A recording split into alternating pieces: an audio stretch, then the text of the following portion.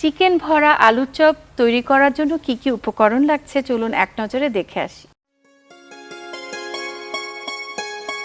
Chicken সিদ্ধ, জিরা গুঁড়া, ধনিয়া গুঁড়া, গরম মশলা পাউডার, শুকনা মরিচ গুঁড়া, আদা রসুন বাটা, পাকা কাঁচামরিচ কুচি, সবুজ কাঁচামরিচ কুচি, লবণ, মিঠা আতর, গোটা আলু সেদ্ধ, পেঁয়াজ কুচি, ডিম, ধনেপাতা কুচি, কর্নফ্লাওয়ার, তেল।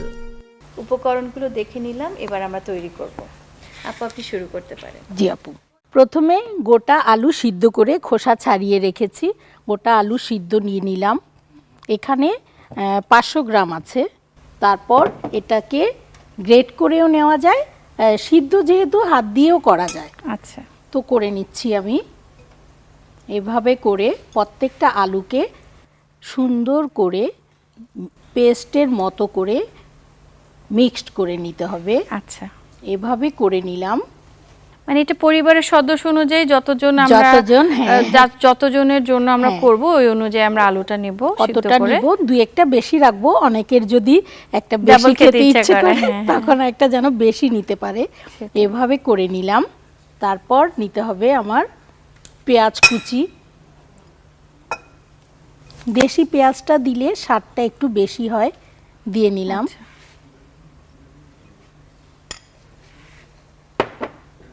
কাঁচামরিচ কুচি দিব, কাঁচা রং সবুজ কালার হওয়ার জন্য। একটু পাকা দিব, দেখতে সুন্দর দেখার যাওয়ার জন্য। জি।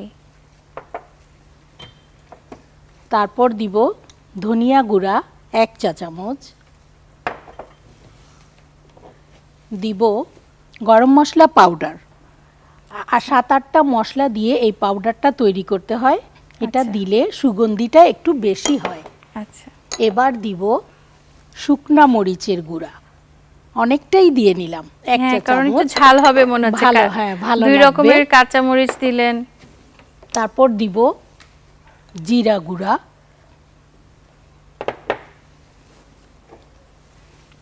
আদা রসুন পেস্ট 1 চা চামচ,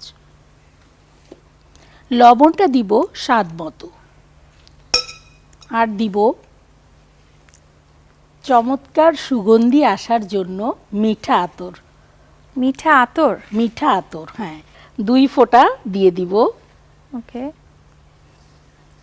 আমি জানতাম না মিঠা আতর আবার খাওয়ার জন্য ইউজ করা যায়। একদমই করা যায়। বাহিরের যতগুলি দেশ আছে মজার মজার মোগলাই খাবার তৈরি করার জন্য প্রত্যেকটা দেশেই এই খাবার ব্যবহার করা হয়।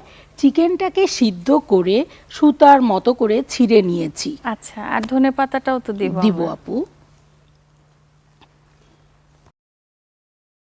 ধনেপাতা কুচি দিব হাফ কাপ।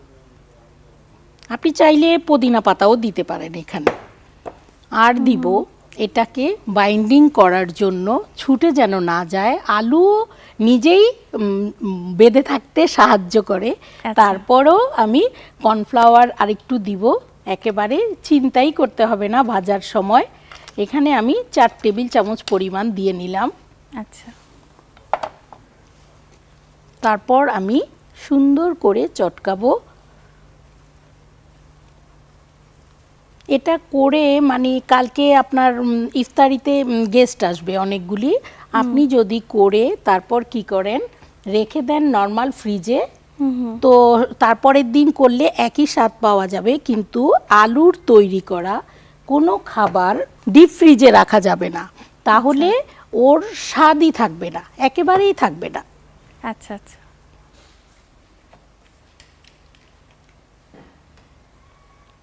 তো এটা যেহেতু চপ আবার চিকেন আছে, তো কাবাবের মতোই সব সময় তো আমরা কি করি, আলু চপ বেসন দিয়ে খাই। তো বেসন সব সময় বাচ্চারা একই রকম খাবারটা না খেতে চায় না, অনেক সময় দেখা যায় উপরের লেয়ারটা ফেলে তারপর খেয়ে নেয়।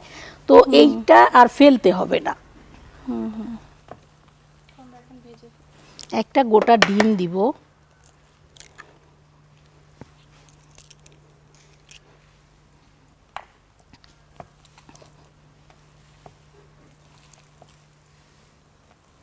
আমি তেল দিয়েছি, আপনি চাইলে এখানে ঘিও দেওয়া যেতে পারে, সুন্দর একটা ফ্লেভার আসবে।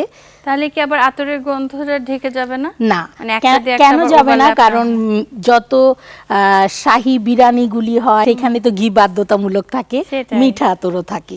জি জি। দেখতে পাচ্ছেন চমৎকার একটা সুগন্ধি বের হচ্ছে। মিশ্রণটাকে ভালো করে মিশিয়ে নিতে হবে, তা না হলে এক পাশে শুধু আলুই থেকে যাবে। ভাগ করার একটা নিয়ম আছে, তো সেইখানে আমি 2টা ভাগ করে নিলাম প্রথমে, আচ্ছা। তারপর আবার 2টা ভাগ করে নিলাম। জি। তো কিভাবে আমার 8টা ভাগ হয়ে গেল, সুন্দর করে আমি 8টা ভাগ করে নিলাম, ঠিক যেভাবে আমরা ময়দাটা করি একদম ওভাবে। রুটি বানানোর রুটি জন্য। বানানোর জন্য। ঠিক বলেছেন। এইভাবে করে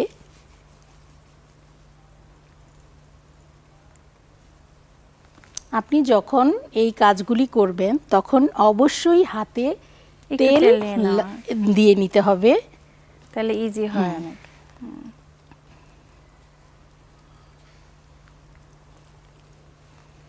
যখন আমরা বাসায় করব তখন কি করব, এরকম রেডি করে তারপর নর্মাল ফ্রিজে 20 মিনিট রেখে দিতে হবে।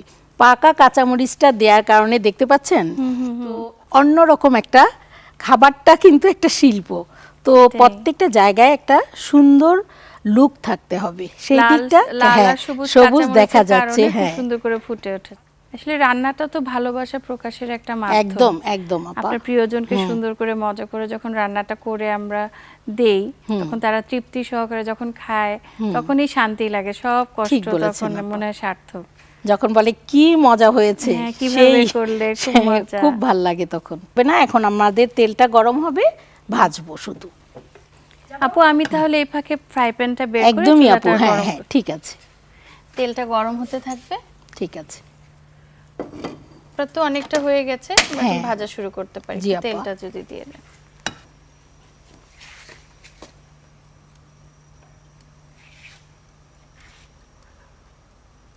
ডুবো তেলে ভাজতে হবে। গোটা একটা ডিম ভেঙে নিব। জি।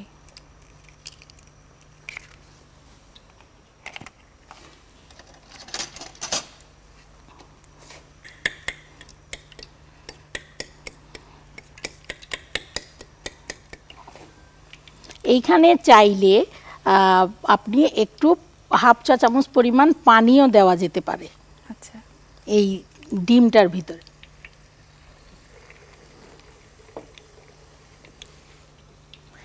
তেলটা যদি পুরোপুরি না গরম হয় তাহলে বাইন্ডিং আলু কর্নফ্লাওয়ার যাই থাকুক না কেন পটাশ করে ছুটে যাওয়ার সম্ভাবনা থেকে যায়। আচ্ছা আচ্ছা। ইফতারিতে আলুর চপ ছাড়া তো আমার বাচ্চারা পছন্দই করে না। ইফতারিতে আলুর চপ আছে তো মানে একদম মানে ওরা মানে ধরে নেয় যে 2টা করে তো পার হেড খাবেই। ঠিক বলেছেন, আলুর চপ ছাড়া নাকি ইফতার হয় না। একদম ঠিক বলেছেন। তারপর যদি একটু চিকেন থাকে তাহলে তো আর কথাই নেই। সেটাই, এটা তো চিকেনও হ্যাঁ। আছে তাদের ফেভারিট, সব বাচ্চারা চিকেন পছন্দ হবে না। সেটাই। দেখতে পাচ্ছেন একেবারে চপ তো নয়, যেন জালি কাবাব হয়ে যাচ্ছে। ওই যে এই ডিম যে, হ্যাঁ, দেওয়ার ডিম দেওয়ার কারণে। এটাও হ্যাঁ, সুন্দর লাগে, এটাও একরকম এটাই। সৌন্দর্য। আর বাহ, খুব ডিমের সুন্দর হয়েছে হয় দেখতে। কি আপনি একবার দিয়ে 2-3 বার পর্যন্ত ভাজতে পারবেন, তারপর কি হবে কড়াইটা তেলে ভরে যাবে। সেখানেরও একটা টিপস আছে, আপনি যদি এরকম এরকম করেন তাহলে আপনার যতবার ইচ্ছে ততবার ভাজতে পারবেন। আচ্ছা আচ্ছা। আর এই যে আকারটা এটা আপনার পছন্দ অনুযায়ী দিতে পারেন। কেউ যদি বলে আমি লম্বাটে এটা খাবো না, আমি গোল গোলাকার, খাবো, হ্যাঁ। গোলাকার খাবো, সে গোলাকার করে বাচ্চারা নিতে একটু হবে। সার্কেল হলে পছন্দ করে, যে বলের মতো যেরকম, করা হ্যাঁ, যায়। যে যেরকম করবে হয়ে যাবে আপা। আপু আপনার সার্ভিং ডিশ। থ্যাংক ইউ আপু। ওয়েলকাম। রান্নার পরে পরিবেশনটা কিন্তু খুবই ইম্পর্ট্যান্ট। এই যে আপু একটা ঠিক সুন্দর বলেছেন। ডিশে পরিবেশন করছেন, এটা দেখেই কিন্তু অনেকের আকর্ষণ বেড়ে যাবে যে আমি একটু দেখি তো খাবারটা খুব সুন্দর লাগছে দেখতে, খেতে কেমন। আপু রেডি হয়ে গেল চিকেন ভরা আলুর চপ আপনার জন্য। থ্যাংক ইউ সো মাচ আপু, এত সুন্দর একটা রেসিপি, আর আপনার সাথে কথা বলতে বলতে অনেক কিছু জানলাম, আমিও জানলাম, আমার দর্শকরাও জানলো। আপনাকে অনেক ধন্যবাদ।